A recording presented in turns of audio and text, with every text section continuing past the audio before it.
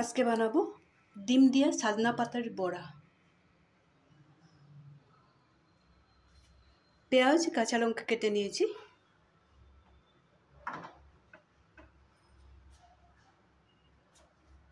এখন এখানে ডিম দিয়ে দিব। আমি কম বানাবো, যার জন্য আমি 2টা ডিম দিয়েছি।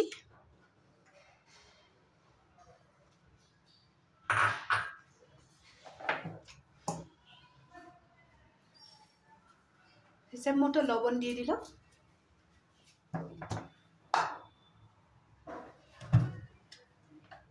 এখানে বেশি কিছু মশলা অ্যাড করব না।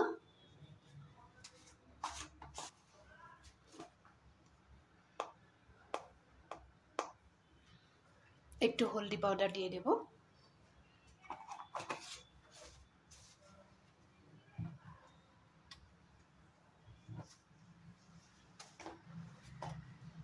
বড়াগুলো টেস্টি করার জন্য একটু আজওয়াইন দিয়ে দিলাম।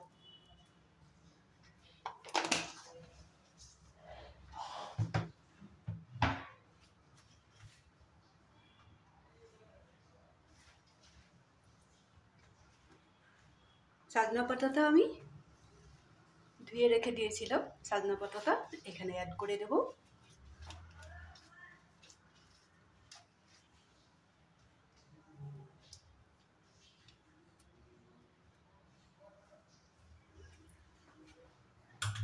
এখন আমি সুন্দর করে মেখে নেব। সাজনা পাতাগুলো ডিম আর পেঁয়াজ আর কাঁচা লঙ্কার সাথে এইভাবে মেখে নিয়েছি। এখন আমি একটা ননস্টিকের পাত্র বসিয়ে দিলাম। এখানে আমি দিয়ে দেব সাদা তেল। তেলও খুব বেশি দিতে লাগবে না, অল্প একটু তেল দিয়ে আমি চারিদিকে ঘুরিয়ে নেব। আর এই বড়াটা খেতেও যেমন স্বাদ হয় আর বানাতে খুব কম সময় লাগে। ধরে নাও তুমি যদি সব কিছু রেডি করে রাখো তাহলে 2-3 মিনিটের মধ্যে খেতে পারো। আর সাজনা পাতাটা তো আমাদের শরীরের পক্ষে খুবই বেশি ভালো। এতটুকু তেলেই আমি চারিদিকে লাগিয়ে নিলাম। বেশি তেলে ফ্রাই করবে না। এখন আমি হাতের আন্দাজে একটা একটা করে বড়াগুলো দিয়ে দেব।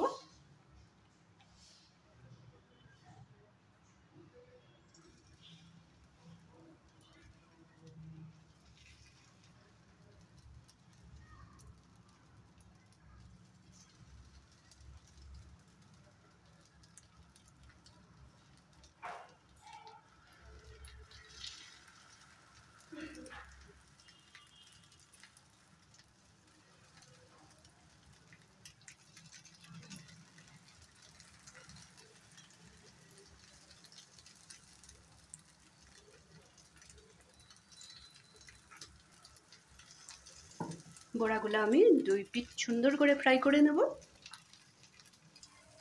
বড়াগুলো একবার দেখে নেব।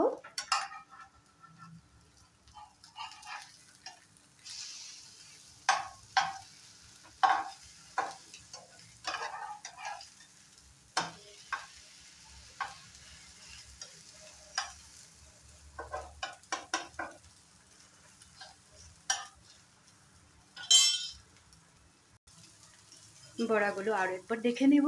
নিশ্চয়ই হয়ে গেছে। আমি বলেছিলাম না 2 মিনিটের মধ্যে আমি সাজনা পাতা আর ডিম দিয়ে বড়া বানিয়ে দেখাবো।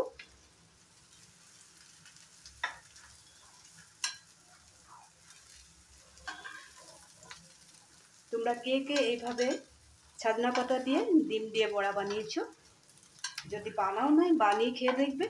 আর যদি বানিয়ে থাকো তাহলে কমেন্ট করে আমাকে বলবে।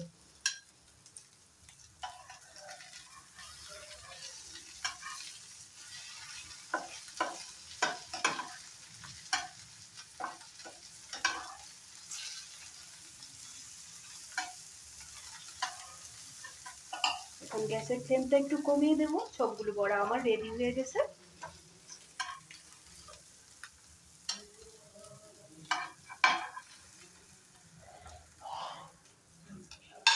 আসামে তো সাজনা পাতার অভাব নেই, প্রত্যেকের ঘরে ঘরে।